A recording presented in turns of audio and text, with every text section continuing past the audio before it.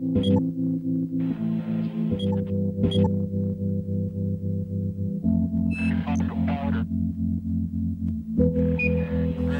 میں آپ کو پروگرام میں پھر خوش آمدید کہتا ہوں، اور ہم سلسلہ وہیں سے شروع کرتے ہیں جہاں ہم نے ختم کیا تھا. اور ڈاکٹر صاحب کچھ روشنی ڈالیں گے؟ میں نے جو سوال پوچھا تھا. جی آپ نے ابھی جو پہلے پل فار ایوری ایل، ہاں نہیں، ہر مرض کی ایک دوا ہے.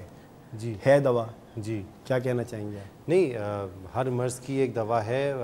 جو آپ کا پرسپیکٹیو کہنے کا، میں تو خیر اس میں پہلے جو آپ کی بات چل رہی تھی کہ جی 10 سال پہلے جو رجحان تھا اور اب 10 سال میں فارماسسٹ آ گئے ہیں.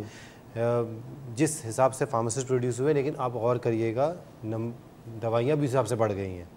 اور آج سے 15-20 سال پہلے جتنی دوائیاں تھیں اور اب جتنی دوائیاں ہیں، دونوں میں بہت زمین آسمان کا فرق ہے. تو ایک تو مسئلہ یہ ہے، جہاں تک ہر جو مرض کی ایک دوا ہے تو وہ پیشنٹ کو بھی معلوم ہے اور اس کو یہ اندازہ ہے کہ بھائی کہیں نہ کہیں سے یہ دوا شاید اس مسئلے کا جو ہے وہ حل ہو سکتی ہے. اس کا جو اصل مسئلہ ہے وہ یہ ہے کہ کیا یہ دوا صحیح ہے یا صحیح نہیں ہے. یہ جو اصل بات ہے وہ ساری یہ ہے کہ آپ کو کیا اس کنڈیشنز میں کیا یہ دوا آپ کو، آلدو یہ ایک پین کلر ہے یا یہ ایک اینٹی بایوٹک ہے، ہو سکتا ہے کہ یہ اس علاج میں ٹھیک ہو، لیکن کیا یہ اتنی افیکٹو ہو سکتی ہے جو کہ دوسری دوائی ہے. یہ ڈیسائیڈ کرنا، یہ جو پیشنٹ خود ڈیسائیڈ کر لیتا ہے، یہ آپ کے پاس جو ہے یہ ڈیسیشن ڈیفینیٹلی ڈاکٹر پرسکرائب کرتا ہے.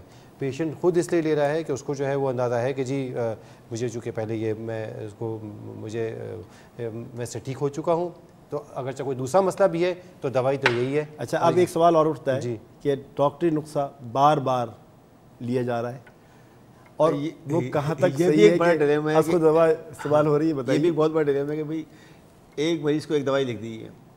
اچھا، دوائیں بیماری کی مختلف نوعیت کی آتی ہے. اگر تو کرونک ڈیزیز ہے، جس طرح ہائپر ٹینسو پیشنٹ ہے، تو اس نے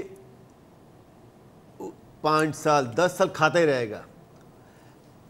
اس کی ایک ویلیڈیٹی ہونی چاہیے پرسکرپشن کی، اور پھر وہ دوبارہ مریض ڈاکٹر کو دکھائے کہ میں اس 2 مہینے میں 3 مہینے نہیں جاتا. وہ کہتا ہے کہ میں کیا کروں یار. اچھا، ایک پہلی جب کال پیٹ کی دوا سیمیٹیڈین یا رینیٹیڈین جس طرح کھائی جاتی ہیں اور جس طرح سے میدے کے لیے بالکل یہ اصل میں مسئلہ یہی ہے. پھر آ جاتی بات کاسٹ کی. جب ہم کاسٹ کی بات کرتے ہیں تو پاکستان میں جب بجٹ نہیں ہے، ہیلتھ بجٹ نہیں ہے، کاسٹ ہے، اور مہنگائی شدید ہو گئی، بجلی بہت مہنگی ہو گئی ہر لحاظ سے، تو انڈیو پریشر پڑتا ہے ایک مریض کے اوپر. وہ سیدھا جائے گا کیمسٹ کے پاس. اب جب کیمسٹ کے پاس جاتا ہے تو کیمسٹ تو کوالیفائڈ ہی نہیں ہے، اور جو اس کی ڈیو کاؤنسلنگ ہونی ہے وہ کر نہیں پاتے. تو جس کی وجہ سے بجائے کہ صحت اچھی ہونے کی اور خرابی طرف جاتی ہے. یہ ایک بہت بڑا ڈیلیما ہے، اور میرے خیال سے یہ media, print media, electronic media, یہ بہت کرشل رول پلے کر سکتا ہے. اویئرنیس جب تک یہ ہوگی نہیں کہ بھئی سیلف میڈیکیشن کو ڈسکریج کیا جائے.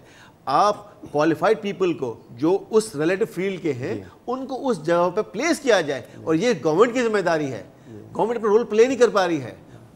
چیزیں آئی ہوئی ہیں لیکن ایگزیکیوشن نہیں ہے یہاں پر. شکریہ آپ کا بہت بہت. آپ نے اتنے اچھے مشوروں سے ہمیں مستفید کیا، اور میں آپ کا بہت شکر گزار ہوں کہ آپ اس پروگرام میں تشریف لائے. اور میں امید کروں گا کہ ہم اپنی ان نالج کو اور بڑھانے کی کوشش کریں گے. جی ناظرین، آپ نے ہمارا پروگرام دیکھا، امید پسند آیا ہوگا. کوشش یہی ہے کہ اس پروگرام کو خوب سے خوب تر بنایا جا سکے. کوشش یہی ہے کہ ہم آپ کے مشوروں پہ عمل کریں. ہمیں آپ کی تنقید اور آپ کے تاثرات کا انتظار رہے گا. اس امید کے ساتھ دعا گو ہیں کہ آپ اپنا بہت خیال رکھیں گے. ہم آپ کے لیے دعا گو ساتھ ہیں. اجازت دیجیے. اللہ حافظ.